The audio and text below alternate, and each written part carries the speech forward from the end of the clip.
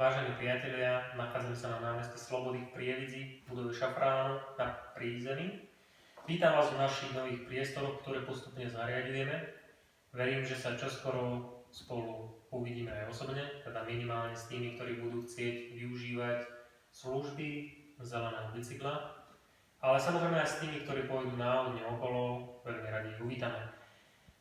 Pozerám, je tu nedeľa a s ňou ďalšie losovanie, dôležitá úloha. Tentokrát som si požičal bývalý domček Zlaté rybky, akvárium.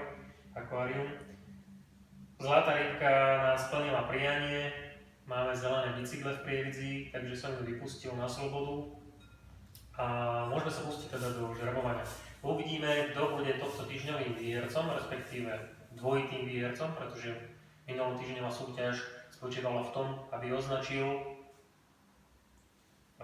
náš fanúšik druhého, nejakého priateľa, s ktorým by chcel využívať túto službu celoročne. A výhercom sa stáva Monika Gandelová a Dušan Gandel. Takže Monika a Dušan, srdečne vám blahoželáme.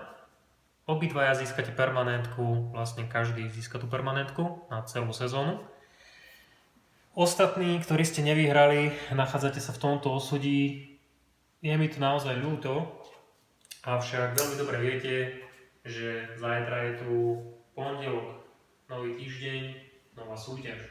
Takže budete mať opäť šancu, aby ste získali tú permanentku práve. Takže budeme vám držať v peste a stretneme sa pri ďalšom nedeľnom losovaní. Pekný víkend ešte, zostávam s pozdravom. Ahojte.